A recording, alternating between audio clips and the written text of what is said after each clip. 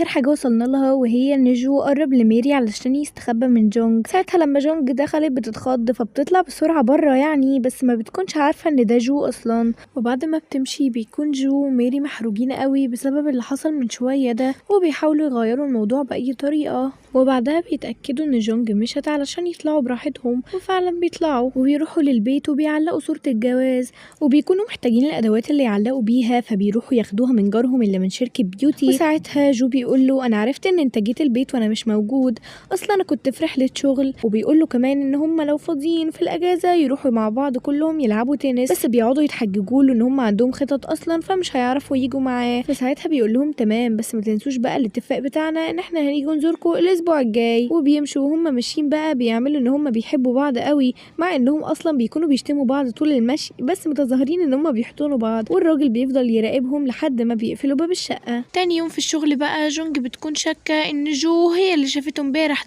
مع البنت، وبتكون مش عارفه تمسك بس عليه دليل. وفي الاجتماع اللي كان عندهم وميري قاعده فيه كانت بتتكلم عن جو قبل ما يخش، وانها شافته امبارح في استوديو تصوير وكان مع بنت ومقرب منها كده، وكمان كانوا بيتصوروا صوره للجواز، بس هي ما شافتش وشهم هما الاتنين. وبتقول لهم ان مواصفات الولد كانت شبه جو بالظبط، ولما بيسالوها عن مواصفات البنت بتفكر شويه وبعد كده بتبص لميري وتقول لها تصدقي كانت شبهك بالظبط. فساعتها ميري بتتوتر وبتقول لها اكيد مش انا يعني. فساعتها بيجي لواحده منهم فكره ان هي تتصل يعني بالاستوديو وتعرف مين الاشخاص اللي كانوا موجودين امبارح. فميري لما بتحاول تلهيها مفيش فايده ومش بترد عليها، وميري ساعتها بتكون متوتره قوي لان البنت اتصلت خلاص وطلعت كمان فما يعرفوش اي حاجه. وبعد الاجتماع ميري وجو بيقعدوا مع بعض وساعتها بتقول له، فبيقول لها هو انا عبيط يعني ولا ايه؟ ما انا اكيد سجلت باسامي مزيفه علشان لو حد سال ولا كده، وبعدين انتي اللي وديتينا لاستوديو تصوير جنب المكتب، ما طبيعي حد يعرف. المهم يعني بعد كده جو بيديها هدوم وبيقول لها حطي الهدوم دي في البيت علشان لو الراجل طب عليكي تاني. وبيقول لها كمان ان رئيسة المجلس اللي هي جدته يعني عجبها شغلها قوي وعاوزه تشوفه بنفسها، فساعتها بتفرح قوي. بعدها وميري مع صاحبتها بتحكي لها عن موضوع الرئيسة اللي عايزه تقابلها دي وان هي عجبتها الاغلفه بتاعتهم. فساعتها صاحبتها بتقول لها خلي بالك علشان الرئيسة دي مش سهله ولا حاجه،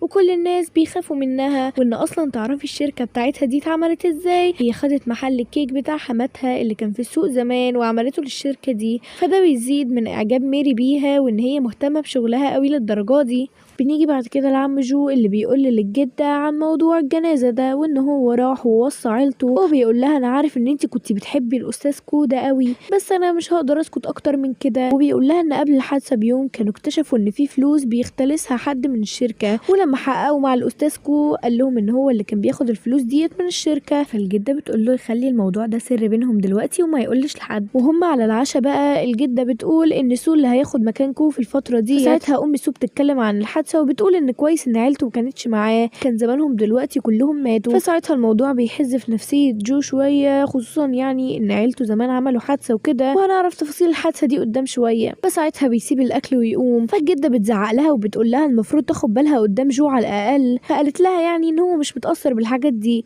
بس سو بيقول لها ان هو بيتأثر عادي ودايما كان بيشوف وقت الحادثة وهو صغير ماسك لعبة كده ما يعرفش اللعبة دي جابها منين، وبيفضل يحضنها ويعيط في الأوضة. بنيجي لجو في أوضته وهو بيبص على صوره مع أهله وهو صغير، وبعدها طلع اللعبة اللي سو بيقول عليها دي، وبيفتكر بقى زمان لما عمل الحادثة هو وأهله كلهم ماتوا في الحادثة دي وهو الوحيد اللي نجا منها. ولما طلع يستنجد بأي حد على الطريق لا قدامه ميري وباباها، وساعتها هما اللي أنقذوه وجابوا له الإسعاف، وبعدها راحوا لقسم الشرطة علشان يحققوا في الموضوع دوت يعني. فساعتها البطل قعدت تهديه واديته اللعبة ديت وقالت له يحضنها وقت ما هو متضايق. ساعتها جدته بتيجي علشان تاخده، وهو ماشي بيشوف البطلة وهي قاعدة تعيط علشان هو صعبان عليها، وبتقول ان اهله كلهم ماتوا وكده هيقعد مع مين، وكانت منهارة خالص. فساعتها بيكون اعجب بيها اصلا وحبه الاول هي البطلة. في نفس الوقت ده ميري ما بتكونش عارفة تنام خالص لأنها عمالة تفكر لما هي وجو قربوا لبعض، وبتكون مش مبطلة تفكير في الموضوع ده ومستغربة هي بتعمل كده ليه. بنيجي بعد كده لجين اللي بتتصل بجو علشان عاوزة تقابله، وواضح كده إنها تعترف له بمشاعرها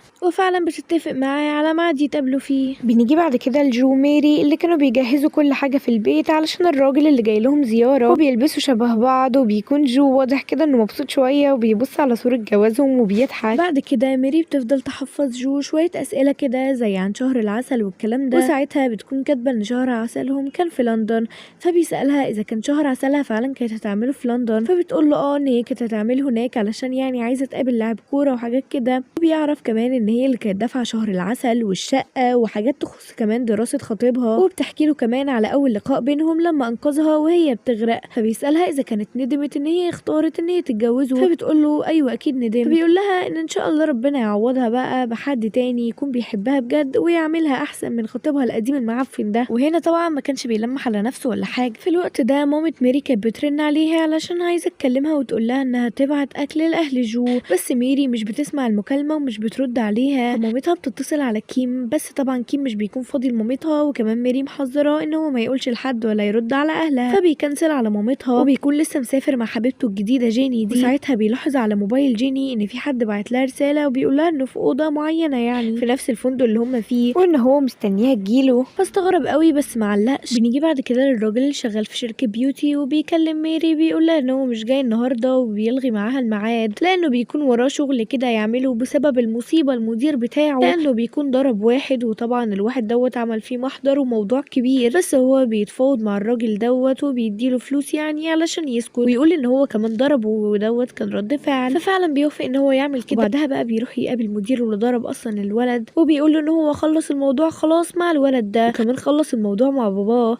وباباه دلوقتي فاكر ان هو الضحيه، وبيقول له يفضل في المستشفى كده كام يوم علشان باباه ما يشكش في حاجه. وبالصدفه بقى بيكون اصلا جين بتشتغل في نفس المستشفى ديت اللي الراجل ده محجوز فيها. بنيجي بعد كده لجولي بيكون سرح شويه عند ميري وقعدوا مع بعض لحد بالليل ونسى ميعاده خالص مع جين، ولما بتتصل عليه بيقول لها ان هو قايم يلبس دلوقتي، مع انها اصلا بتكون جاهزه ورايحه خلاص على المكان، بس هي بتقول له انها اتصلت علشان تلغي الميعاد اصلا وان وراها شغل، وطبعا ده بيكون كدب اصلا. وبعد كده بتروح مكان وبتقعد تشرب فيه، وساعتها بيجي الراجل اللي شغال في شركه بيوتي دوت وبيقعد جنبها، وبيكون واضح عليه ان هو زعلان وبيبدا يشرب هو كمان. فبتحاول تهون عليه بشويه كلمات يعني، بس بيصدها وبيكلمها بطريقه وحشه. بس بعدها بشويه بيرجع يكلمها عادي وبيعزمها معاه كمان على مشروب، لانها بتفضفض له قوي وبتقول له على فكره انا مش جايه هنا علشان انا وحيده ولا حاجه، ولا حتى الراجل اللي انا بحبه ما خرجش معايا، وبتفضح نفسها. واضح كده ان هيكون في الحلقات الجايه قصه حب كبيره قوي بين الاتنين دول. يجي بعد كده لام ميري اللي بتكون رايحه لاهل كيم علشان تديهم الاكل، وبتبعت لميري رساله تقول لها. فساعتها ميري بتخرج من الاجتماع بسرعه علشان تبعت لمامتها وتقول لها ما تروحش،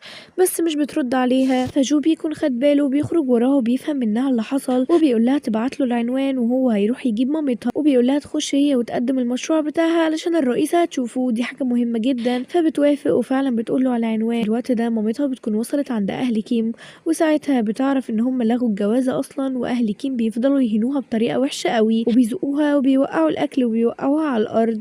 وفي الوقت دوت جو بيكون جا وبيقومها وبياخدها معاه في العربية وبيعرفها ان هو تبع شغل ميري وان هي اللي قالت له يجي ياخدها. ساعتها بتفضل تكلمه عن ميري وقد ايه هي شاطرة وناجحة وبتحب شغلها جدا، وجو بيكون مستمتع بالكلام مع مامتها ومش بيكون زهقان خالص. بعد الاجتماع بقى ميري بتكلم مامتها، بس مامتها مش بتعرفها انها عرفت حاجة عن موضوع الجواز، وبتقول لها انها ما لقتش اهله بس. ولما بتقفل مع ميري المكالمة بتقول لجو ما يقولش لميري ان هي عرفت حاجة عن موضوع فسخ جوازتها ده، فبيقول لها انه مش هيقول لميري اي حاجة. بعد كده ميري وهي راجعة بيجي لها مكالمة من اخت كيم، وبتتصدم لما بتسمع المكالمة، وهنعرف بعدين اتصدمت ليه. بعد كده بنشوف ميري وهي في البيت وعمالة تعيط، وساعتها جو بيجي لها علشان يديلها الاكل اللي مامتها جابته لها، وبياخد باله انها معيطة وبيسألها مالها في ايه. وساعتها ميري بتحكي له ان اخت كيم اتصلت عليها وعرفتها ان مامتها عرفت بكل حاجة عن موضوع ان هي لغت الفرح وكده، وان هي صعبانة عليها مامتها قوي وخايفة تقول لها لما مامتها تكون مش فخورة بيها. فساعتها جو بيطمنها وبيقول لها ان هي لازم تقول لمامتها وان مامتها تكون فخورة بيها ايا كان هي بتعمل ايه. وفعلا بتتشجع، وبالليل بتكلم مامتها وبتقول لها على كل حاجة، وبتلاقي ساعتها ان مامتها فرحانة انها سابت كيم، وواضح كده ان مامتها ما كانتش بتحبه لدرجة انها بترقص في المطبخ وبتقطع صورته وبترميها في الزبالة لما بتعرف الخبر ده. بنيجي بعد كده لكيم اللي قاعد مع حبيبته الجديدة جيني واللي بيكون شاكك فيها بسبب الرسالة بتاعة الصبح دي، وبعد ما بيخلصوا العشاء بتاعهم بتقوله ان هي هتمشي الاول عشان هتروح تقابل حد من صحابها في المدرسة الثانوية، وبعد ما بتمشي بيفضل مراقبها وبيطلع وراها ادوار كتير جدا،